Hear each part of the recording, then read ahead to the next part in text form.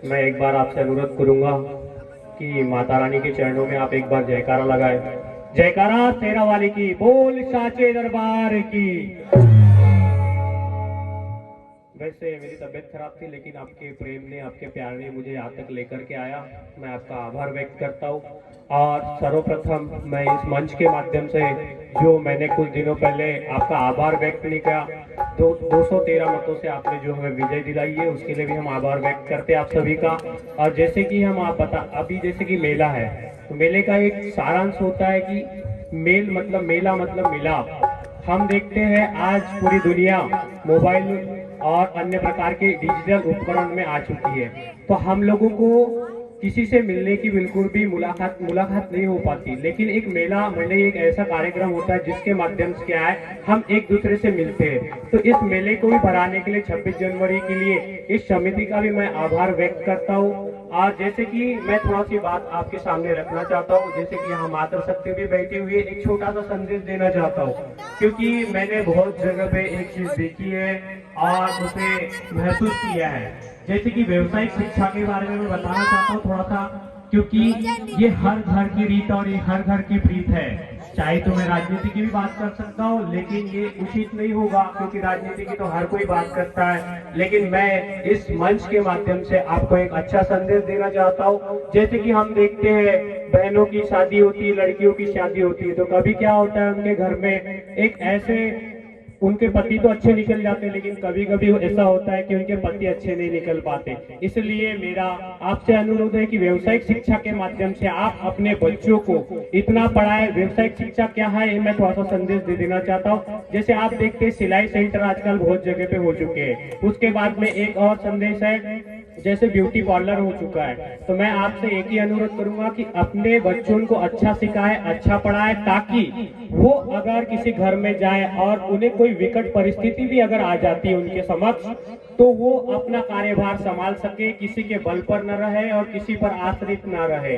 इसी यही मैं आपसे गुजारिश करूंगा कि अपने बच्चों को अच्छा पढ़ाए, आगे बढ़ाए और अच्छा करें। और दूसरी एक सबसे बड़ी बात कहना चाहूंगा कि आज हम देख रहे हैं अंधाधुंध खेती में रसायनों का प्रयोग किया जा रहा है। तो मेरा आपसे अनुरोध है कि आप कहीं ना कहीं रोग ग्रसित इंसान, पहले हम देखते हैं कि पहले क्या है, बुजुर्ग लोग कितने जवान मतलब कितने दिनों तक के जीवन व्यापन करते थे, लेकिन उन्हें कोई परेशानी नहीं आती थी। वो परेशानी क्यों नहीं आती थी?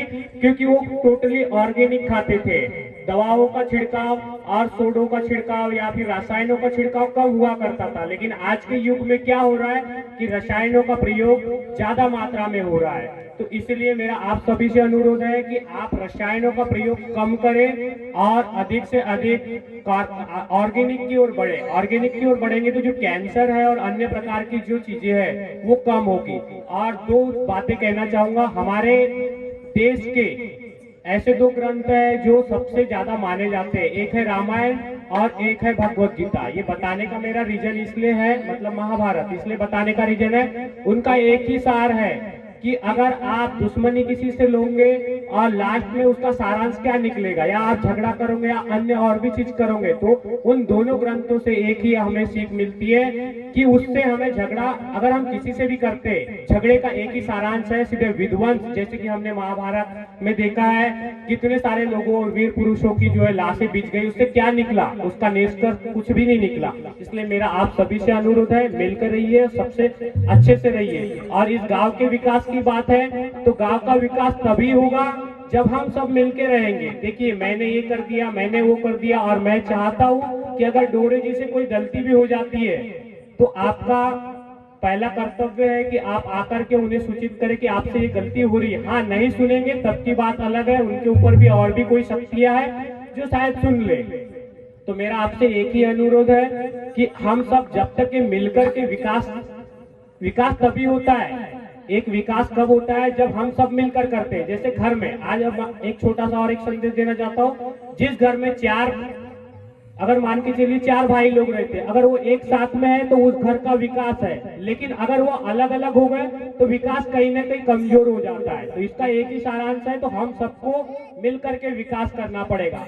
अब एक मैं श्लोक के साथ में इस पंक्ति को विराम दूंगा भगवत गीता में अध्याय नंबर 3 श्लोक नंबर 21 में लिखा हुआ है, यद्दा चरित्र श्रेष्ठात देवेतरो जनः स प्रयत्नवानम कुरुते लोकस्तद वर्तनुते। मतलब ये है कि लीडर जैसे जैसे करेगा वैसे ही उसकी पब्लिक करेगी। मेरा बोलने का मतलब ये सभी से, आज से 5200 वर्ष पूर्व कुरुक्षेत्र में कृष्ण भगवान ने सिर्फ अर्जुन से ही नहीं अपितु इस संसार में रह रहे सभी उस व्यक्ति से इस श्लोक के माध्यम से कहा है कि जिस प्रकार से लीडर करेगा, चाहे वो लीडर शिक्षक भी हो सकता है, चाहे वो आपके गांव का सरपंच हो सकता है, चाहे विधायक हो सकता है, चाहे और भी अन्य व्यक्ति हो सकते हैं, तो वो जैसा करेगा वैसा ही हमारी पब्लिक करेंगी। तो मेरा अनुरोध है सरपंच साहब से भी कि वो अच्छे आचरण करेंगे, अच्छे संस्कार देंगे, हमारे गांव को अच्छी सभ्यता देंगे और इस गांव को उस तरक्की की पोस्ट पर लेके जाएंगे जहां तक कि हमने सोच के रखा है। इसी वाणी के साथ में मैं इसी वचनों के साथ में मैं अपनी वाणी को विराम देता हूँ। जय हिंद, जय भारत।